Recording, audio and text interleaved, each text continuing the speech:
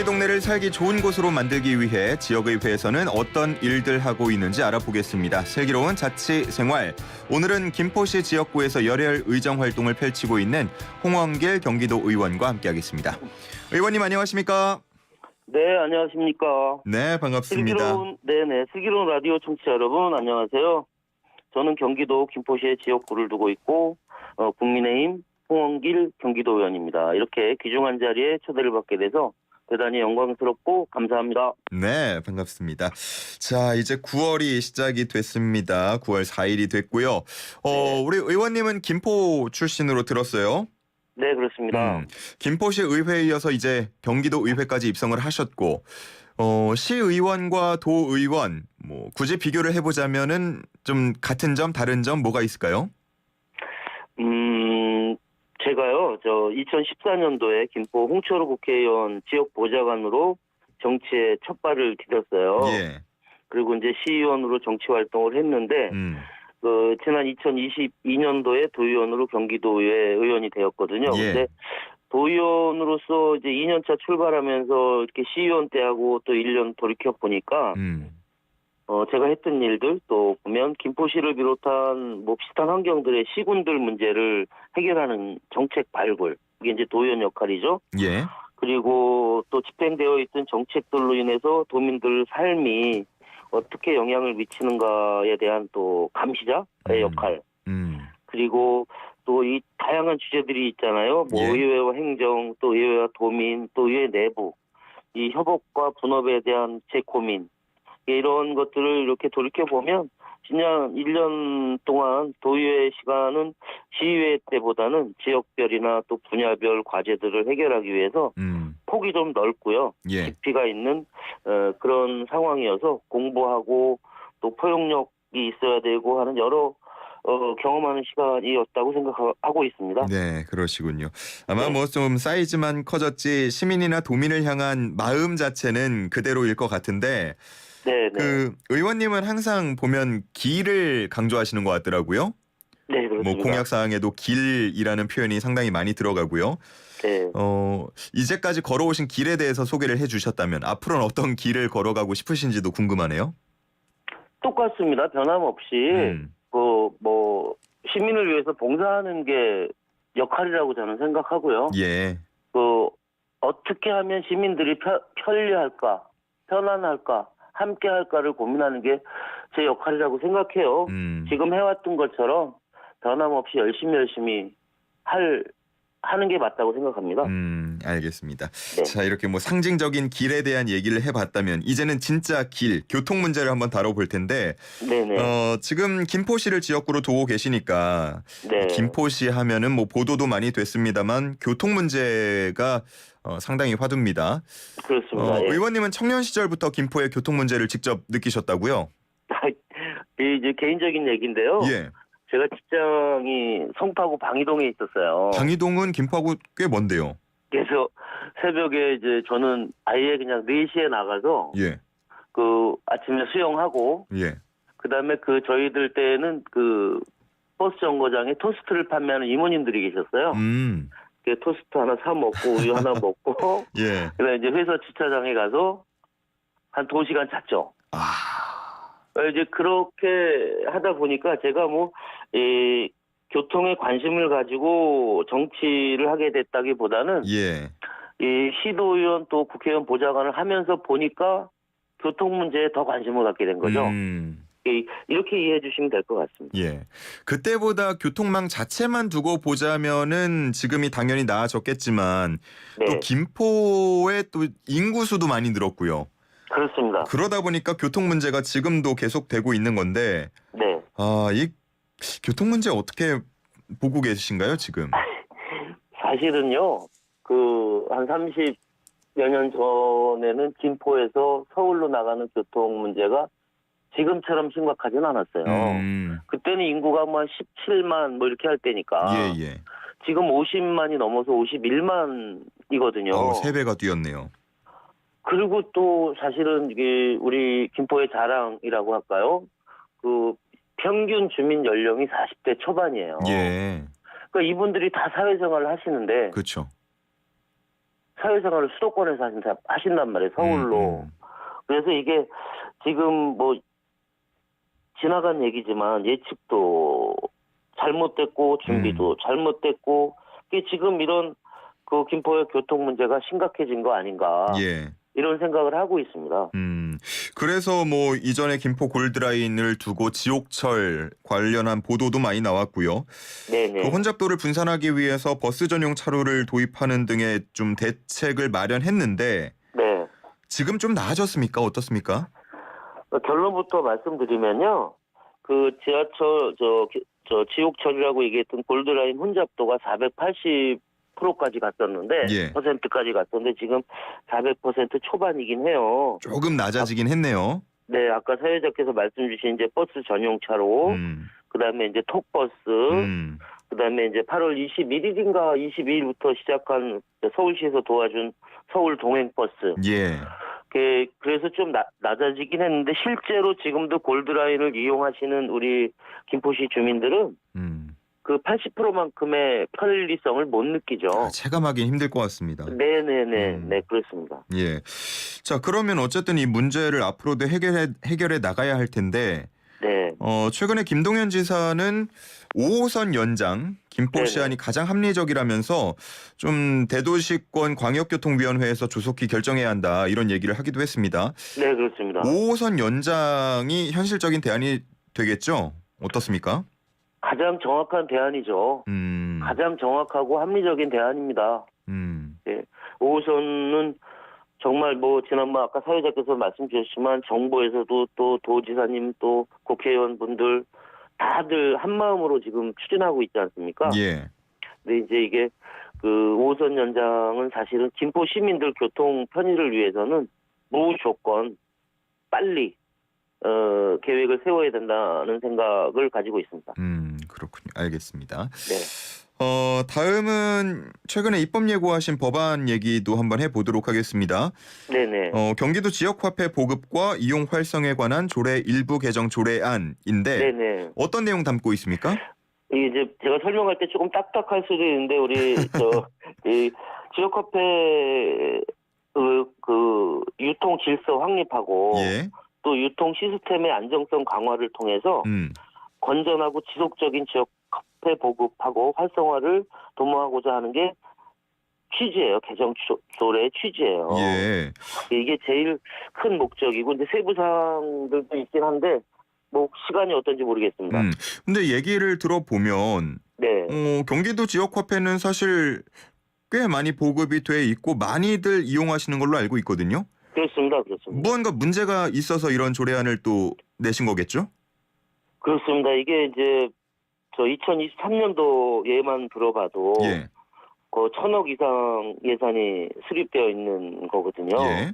그래서 이제 이게 코로나 뭐 이제 거의 마무리 시기이긴 하지만 코로나 때 우리 소상공인들 매출 증가 또 우리 도민들 뭐 가정 경제에 작지만 도움을 줬거든요. 예. 그리고 또 저도 김포 시민으로서 김포시 지역 화폐인 김포페이를 스마트폰으로 구입해서 쓰고 있어요.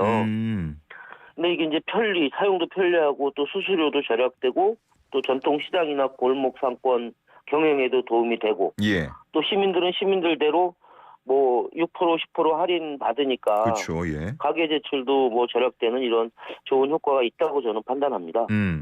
네. 그 좋은 효과들에 대해서 지금 좀 소개를 해주셨는데 네네. 어쨌든 일부 개정 조례안을 발의하신 거는 입법 예고하신 거는 고쳐나갈 점이 있다라는 거잖아요. 그렇습니다. 어떤 부분이 문제였습니까? 이게 이제 불법 유통의 문제인데요. 불법 유통이요.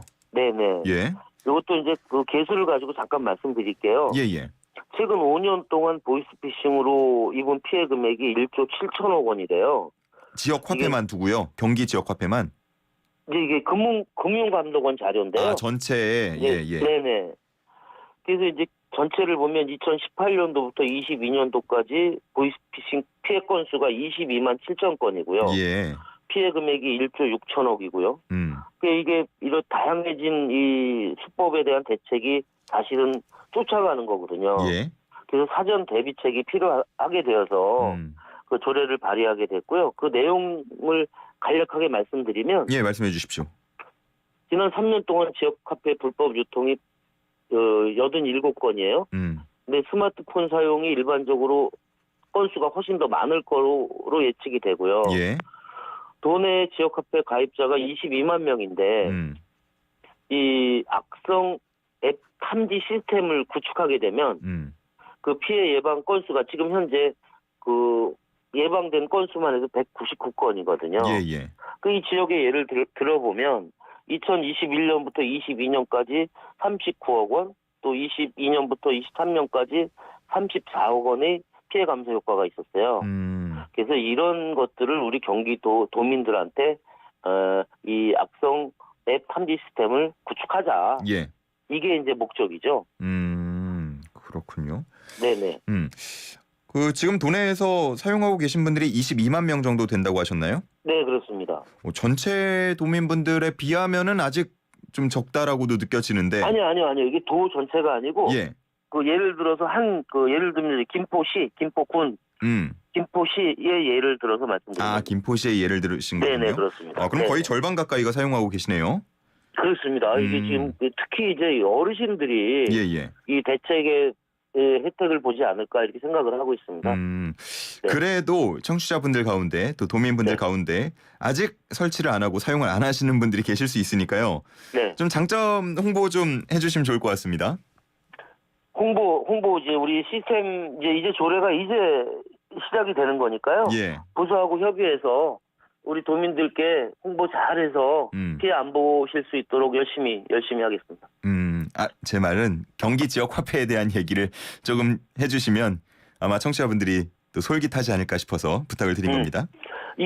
경기 지역 이 조례가 이제 조례로 인해서 예.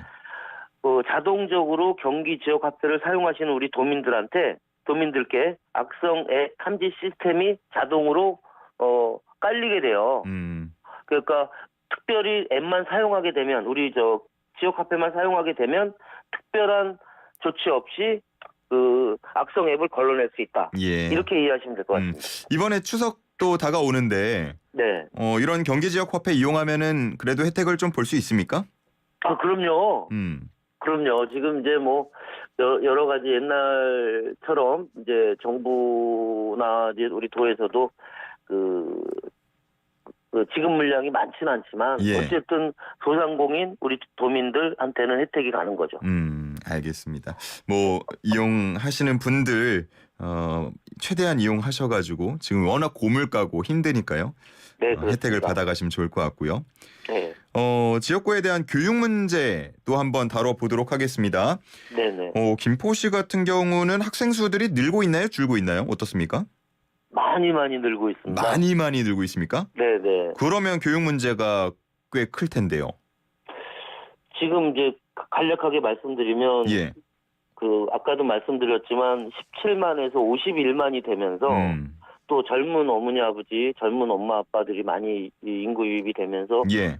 특히 초등학생들, 중학생들이 많이 늘고 있어요. 이게 신도시 인구 증가로 인해서 이제 학교는 부족하고 또 도시가 개발되면서 학군이 조정이 돼야 되는데 학군 조정 문제, 예. 또 학교 주변 환경 문제, 또 김포는 도농복합이라 그 농촌 지역의 또 공동화 문제, 그리고 초중복합 같은 경우에는 학교 급식 환경 문제, 이런 것들로 인해서 학부모 민원이라든지 뭐 또 학생 민원이라든지 또 선생님들의 불편함이라든지 또 김포는 교통하고 교육의 문제가 가장 심각하다고 저는 보고 있습니다. 그렇군요. 네네. 여러 가지를 짚어주셨는데 네. 교육 문제와 관련해서 가장 시급하다라고 느끼는 거는 뭐 학교 부족 문제인가요? 어떻습니까? 지금 이제 지역구 내 가장 급한 게 이제 초중고 분리 문제가 있습니다. 향산 초중학교가 있는데 예. 이 학교가 2027년도에 이제 초중 분리를 해야 돼요. 이제 이 문제는 뭐 우리 학부모님들하고 선생님들하고 이제 같이 열심히 고민하고 있고요. 이 문제는 2027년도에는 분리해야 된다는 게 제 결론이고요. 또 이와 함께 이제 학교 신설 문제 아까 말씀드린 대로 예. 도시가 급격하게 팽창하면서 학교 대책이 사실은 부족했어요. 그거를 이제 지역의 이제 시장이라든지 국회의원이라든지 또 시도의원님들하고 같이 또 시민들하고 학부모 대표들하고 같이 고민하고 있는 부분이 있습니다. 알겠습니다. 네. 내용 들으시면서 청취자 영희영희님께서는 네. 의원님 김포에 대한 교통 또 김포페이 불법 유통과 관련한 문제 지적 공감합니다. 이렇게 의견 주셨습니다. 아이고 영희영희님 감사합니다. 예. 자 이렇게 오늘 뭐 김포시의 교육, 교통, 뭐 지역 화폐 여러 가지 얘기를 나눠봤는데 네. 우리 의원님께서 앞으로 좀 이루고 싶은 지역구 수건 사업이 있다면은 어떤 게 있겠습니까? 제 지역구요. 예. 교통과 교육은 뭐 무조건이고요. 예. 제가 금년도에 전국 시도의회 공항소음 대책위원회라는 게 만들어졌고요. 아 공항 소음이요? 네. 예. 거기에 또 운 좋게도 수도권 부위원장이라는 중책을 맡았어요. 그러시군요. 네. 그리고 제 지역이 이제 공항 쪽에서부터 보면 고촌, 풍무, 사후 3개 읍면동인데 3개 읍면동이 모두 다 공항소음 피해 지역이에요. 아하, 예. 그래서 공항소음 피해 대책에 있어서 우리 주민들한테 조금 더 혜택이 가고 또 우리 공항소음 피해 지역 내에 있는 초, 중, 고 학교에 예를 들면 뭐 이중창이라든지 예. 그다음에 전기세 감면이라든지 뭐 이런 부분을 지금 17개 광역시의 13명 대책위원들하고 예. 같이 고민하고 있습니다. 아, 그렇군요. 이 부분 꼭 해결하고 싶습니다. 관련 민원이 많이 들어옵니까? 네, 그 민원도 많고요. 이게 공항소음, 이게 서울시하고 제주도에는 공항소음을 전담으로 하는 예. 센터가 있어요. 그래서 경기도에도 엊그저께도 이제 우리 의장님, 도의회 의장님하고 예. 또 얘기하고 부서하고도 협의하고 있는데 아까 언급 주셨던 이제 김동현 지사님하고도 이제 미팅을 해서 우리 김포, 부천, 광명 3개 소음 지역 내에 공항소음 센터를 개설해야 되지 않나. 이 부분을 가지고 함께 고민하겠습니다. 예. 뭐 공항을 옮긴다 이건 너무 또 큰 주제가 될 것 같으니까 그거 빼고 현실적으로 어떤 또 고민들 하고 계신지도 잠깐 소개를 해주신다면요. 지금 그 공항을 옮긴다 이거 뭐 사실은 제 입장에서는 되게 어려운 거고요. 예예. 그리고 기왕에 그 비행기가 지금 우리 김포시에 예를 들면 2분 50초에 한 대씩 뜨고 내리니까 그냥 소음 속에서 산다고 보시면 되거든요. 근데 이게 아까 소음 대책위원회에서 같이 엊그저께 제주도에서 회의 미팅 한번 했거든요. 예예. 지금 이제 1년째 미팅을 하고 있는데 국토부하고도 협의를 한번 해야 될 것 같고요. 공항공사하고도 소음을 한번 해야 될 것 같고요. 이제 시작한 거니까 점점 공부하면서 우리 시민들한테 편리한 방법을 찾도록 노력하겠습니다. 알겠습니다. 좀 여러 가지 다각도에서 고민을 해 주시기를 부탁을 드리겠고요. 네네. 자, 이제 김포 시민분들, 경기 도민분들 그리고 청취자분들께 마지막 남기고 싶은 말씀 부탁드리겠습니다. 네, 경기도민 여러분 그리고 김포 시민 여러분, 국회의원 보좌관과 또 김포시의원 그리고 경기도의원으로 정치활동을 할 수 있도록 지지와 선택을 해주신 바람을 초심으로 간직하고 호시 후보의 뜻으로 예리한 통찰력으로 호시 후보가 예리한 통찰력으로 꿰뚫어보며 성실하고 신중하게 행동한다는 뜻이거든요. 예. 이 자세로 저 홍원길 시민과 도민이 원하는 길을 열심히 성심성의껏 가겠습니다. 고맙습니다. 네, 여기까지 듣겠습니다. 홍원길 경기도 의원과 함께했습니다. 고맙습니다. 네, 감사합니다.